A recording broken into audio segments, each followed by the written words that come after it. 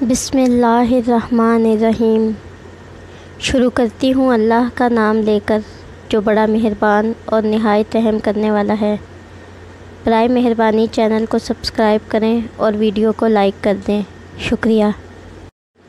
جوا کھیلنا۔ جوئے کو عربی زبان میں قمار کہتے ہیں۔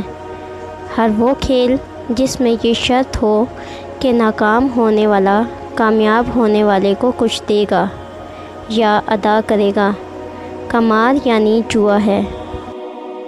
جوئے کی اقسام: لاٹری جوا یا پرچی جوا، کرکٹ میچ کا جوا، تاش یا لوڈو کا جوا، کیرم یا سنوکر کا جوا، گھوڑے یا کتے کی ریس کا جوا۔ غرض یہ کہ ہر وہ کھیل جس میں ہارنے یا جیتنے پر انعام یا رقم کی ادائیگی کرنی ہو وہ سراسر جوا ہے۔ جوئے کے نقصانات: نمبر 1، جوئے کی وجہ سے جوئے بازوں میں بغض، عداوت اور دشمنی پیدا ہو جاتی ہے اور بسا اوقات قتل و غارت گری تک نوبت پہنچ جاتی ہے۔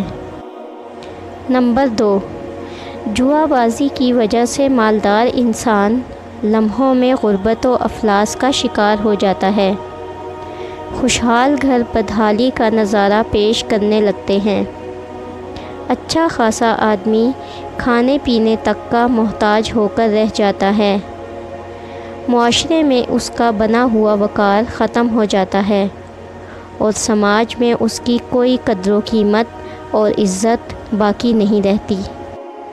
نمبر 3، جوئے باز نفع کے لالچ میں بکثرت قرض لینے اور کبھی کبھی سودی قرض لینے پر بھی مجبور ہو جاتا ہے، اور جب وہ قرض ادا نہیں کر پاتا یا اسے قرض نہیں ملتا تو وہ ڈاکہ زنی اور چوری وغیرہ میں مبتلا ہو جاتا ہے۔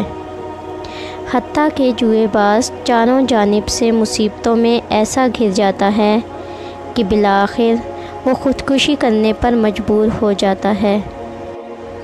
جوا کھیلنا اسلام میں حرام ہے۔ قرآن مجید کی سورہ مائدہ میں اللہ تعالیٰ ارشاد فرماتا ہے، ترجمہ: اے ایمان والو، بلا شبہ شراب، جوا، بت اور جوئے کے تیر گندی چیزیں ہیں، شیطان کے کاموں میں سے ہیں، اس لیے تم ان سے بچو تاکہ تم کامیاب ہو جاؤ۔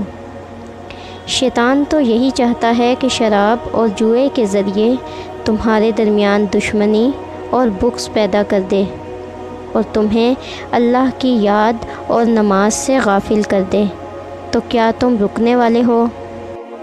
جب یہ آیت نازل ہوئی تو صحابہ کریم رضی اللہ تعالیٰ عنہ نے فوراً کہا، اے پروردگار، ہم رک گئے۔ لیکن آج پھر وہی زمانہ جاہلیت لوٹ آیا ہے۔ ہمارے درمیان لاٹری، کبوتر بازی اور نہ جانے جوئے کی کیسی کیسی شکلیں رائج ہو گئی ہیں اور ہم مسلمان اس میں جکڑے ہوئے ہیں۔ یاد رکھیں، جوئے کے ذریعے کمایا ہوا مال حرام ہے۔ احادیث میں جوئے کی شدید مذمت بیان کی گئی ہے۔ چنانچہ جوئے کے کھیل کے بارے میں حضرت بریدہ رضی اللہ تعالیٰ عنہ سے روایت ہے کہ رسول اللہ صلی اللہ علیہ وآلہ وسلم نے ارشاد فرمایا، جس نے نرد کھیلا تو گویا اس نے اپنا ہاتھ خنزیر کے گوشت اور خون میں ڈبو دیا۔ حضرت ابو عبد الرحمن حتمی رضی اللہ تعالیٰ عنہ سے روایت ہے کہ حضور پاک صلی اللہ علیہ وآلہ وسلم نے ارشاد فرمایا، جو شخص نرد کھیلتا ہے پھر نماز پڑھنے اٹھتا ہے، اس کی مثال اس شخص کی طرح ہے جو پیپ اور سور کے خون سے وضو کر کے نماز پڑھنے کھڑا ہوتا ہے۔ اللہ تعالیٰ مسلمانوں کو ہدایت عطا فرمائے اور انہیں اس شیطانی عمل سے بچنے کی توفیق عطا فرمائے، آمین۔ اگر آپ کو میری کاوش اچھی لگے تو برائے مہربانی میری ویڈیو کو سبسکرائب کر دیں اور ویڈیو کو لائک کر دیں، شکریہ۔